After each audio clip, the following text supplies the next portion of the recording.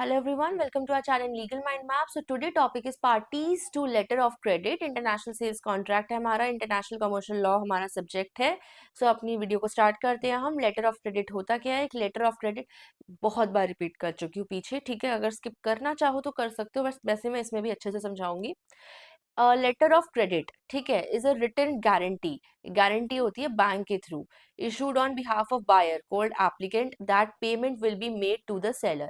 कि सेलर को पेमेंट हो जाएगी, बैंक इस बात को मेक श्योर करता है, ठीक है. बेनिफिशियरी जो कि सेलर कहलाता है. If the seller submit the correct document, अगर सेलर करेक्ट डॉक्यूमेंट बैंक को सबमिट कर देता है जो कि अग्रीड टर्म्स होती है, तो बैंक उसे पेमेंट दे देता है. इमेजिन करो कि आप एक बिजनेस रन कर रहे हैं इंडिया में एंड आप like you want to buy the machine from Germany. आप इंडियन है, आपको जर्मनी से मशीन बाय करनी है. सो जो जर्मन है, वो जर्मन सेलर है, वो पे करना लाइक वांट्स पेमेंट एश्योरेंस. वो चाहता है कि भाई आप उसे पेमेंट दो, टाइम से दो या पहले दो. अब आप भी देना नहीं चाहते पहले, और वो आपको पहले अपने गुड्स नहीं देना चाहता, वो पेमेंट पहले लेना चाहता है.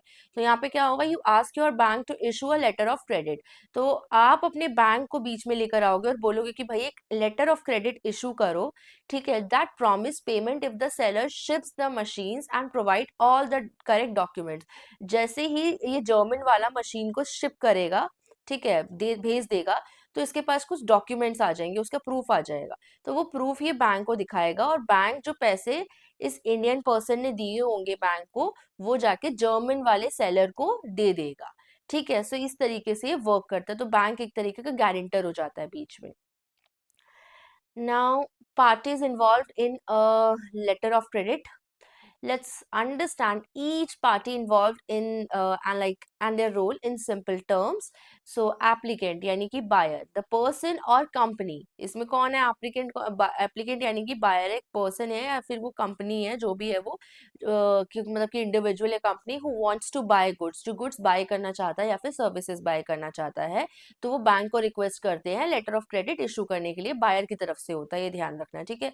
Now responsibilities, provide correct detail for the LC. कि लेटर ऑफ क्रेडिट के लिए करेक्ट डिटेल देनी होती है लाइक बायर को, और पे for the goods and bank charges, और गुड्स के लिए भी पे करना होता है, ठीक है, और बैंक चार्जेस के लिए भी, लाइक जो भी बैंक चार्जेस होते हैं वो उसके लिए भी. एग्जाम्पल है, an Indian importer wants to buy textile from Italy. एक इंडियन इम्पोर्टर है, उसे टेक्सटाइल से सॉरी उसे इटली से टेक्सटाइल्स बाय करनी है. सो ही इज द एप्लीकेंट, तो वो एक एप्लीकेंट हुआ.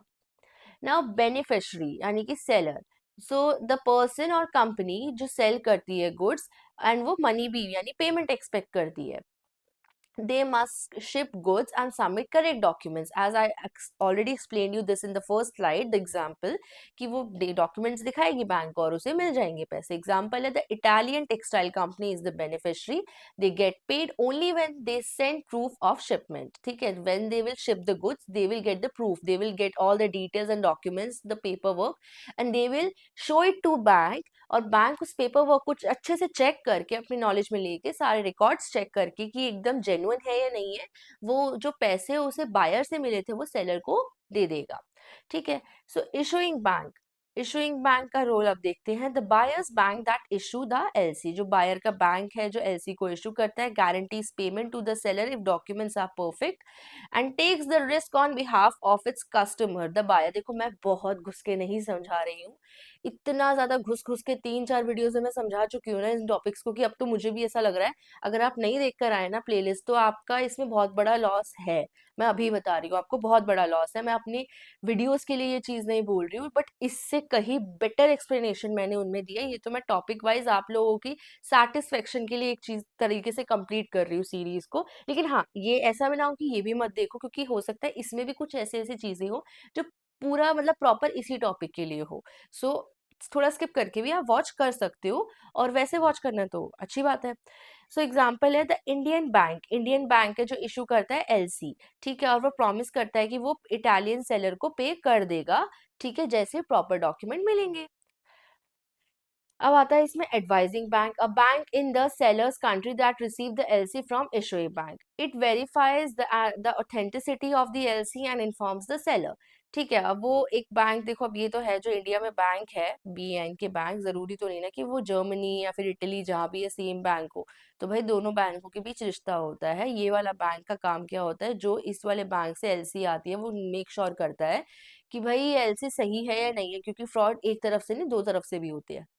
Example, an Italian bank advises the Italian seller that the LC from India is valid. Now, confirming bank, एक second bank भी होता है, ठीक है, जिसमें एडवाइजिंग बैंक तो देखो डिपेंड करता है, कभी कभी केसेस में नहीं भी होता, ठीक है, लेकिन कंफर्मिंग बैंक जरूर होता है। Second bank usually in the seller's country that adds its own promise of payment used when the seller doesn't fully trust, क्योंकि ये तब यूज किया जाता है जब सेलर जो है ज्यादा ट्रस्ट नहीं करता, ठीक है। इशूइंग बैंक और the buyer's country risk, example है the seller's local bank says even if the Indian bank fails we will pay you. अब आता है नॉमिनेटेड बैंक, ठीक है। नॉमिनेटेड बैंक होता है bank authorised by the issuing bank to examine documents और make payment. I hope इसमें मुझे कुछ ट्रांसलेट करने की जरूरत नहीं है, ठीक है। मे और may not be the same as the advising bank.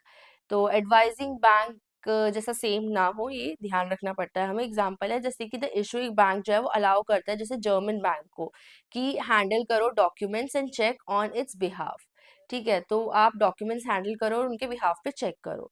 Negotiate bank क्या होता है, the bank that checks the document and pays the seller before getting money from the issuing bank, यानी इशूइंग बैंक से अभी पैसे आए भी नहीं है, लेकिन नेगोशिएटिंग बैंक जो होता है पहले ही खुद की तरफ से पैसे दे देता है सेलर को डॉक्यूमेंट्स चेक करके, ठीक है। और वो फिर बायर से like it negotiates buyers the document and assume the risk temporarily, वो कुछ टाइम के लिए रिस्क ले लेता है, वो इंश्योर करता है कि बायर जहां तक है बायर से पैसे आ ही जाएंगे या इशूइंग बैंक से पैसे आ ही जाएंगे। एग्जाम्पल है the Italian bank reviews the document pays the seller early expecting कि repayment letter from Indian bank आ ही जाएगी, ठीक है। Now paying bank, I hope मैं बहुत ज़्यादा नहीं भाग रही हूँ, अगर ऐसा कुछ इस वीडियो में लगे तो प्लीज़ मुझे बता देना कि लाइक कमेंट बॉक्स में कि मैम आप बहुत ज़्यादा फास्ट हो रहे थे इस वीडियो के अंदर, या कम समझ आ रहा था, या कुछ भी प्लीज़, तो ये मैं आगे ध्यान रखूंगी, ठीक है। बट ऐसा कुछ मैं आपका नुकसान नहीं करूंगी, इसमें ऐसा कुछ नहीं है जो आपका मिस हो रहा है या ना समझ आया आपको, एवरीथिंग इज कवर्ड ऑलरेडी, ठीक है। Paying bank, the bank responsible for making the actual payment. Paying bank कौन सा बैंक होता है, वो बैंक जो रिस्पॉन्सिबल होता है एक्चुअल पेमेंट के लिए। It may be the same as the issuing, confirming और नेगोशिएटिंग बैंक, इनमें से कोई भी हो सकता है पेइंग बैंक, ठीक है। ये सारे बैंक तो बीच में होते हैं किसी न किसी काम के लिए, हर बार जरूरी नहीं है ये सारे बीच में हो, लेकिन हो भी सकते हैं। मेन काम दो बैंक के बीच में होता है, जो LC इशू करता है और दूसरा जो पे करता है। बीच में अब इतने सारे बैंक आते हैं कभी कभी, ठीक है, और क्या पता यही सारा काम एक ही बैंक कर रहा हो। एग्जाम्पल है once documents are approved this bank release the money to the seller। Case law, United Commercial bank limited versus bank of India and others 1981। इसका बैकग्राउंड क्या है, the United Commercial bank issue an irrevocable LC। United Commercial bank ने एक irrevocable, जो LC revocable नहीं हो सकती, अगर आपको अभी तक इस चीज का नहीं पता है तो प्लीज पीछे की वीडियोस जाके देखिए, इतने अच्छे से कवर किया है ये। एक इररिवोकेबल LC को उसने इशू किया यूनाइटेड कमर्शियल बैंक ने, ठीक है, टू किसकी तरफ, बैंक ऑफ इंडिया की तरफ, for the sale of mustard oils, mustard oil की सेल के लिए by Godrej soap limited. The seller ship the goods, जो सेलर है उन्होंने लाइक जो गुड्स है उनको शिप किया एंड डॉक्यूमेंट सबमिट किए, बट जो लाइक द डॉक्यूमेंट्स थे उनमें कुछ छोटा सा इशू था। They said unrefined mustard oil which was not the exact term in LC। अब देखो इतनी छोटी सी चीज से भी इशू हो गया था।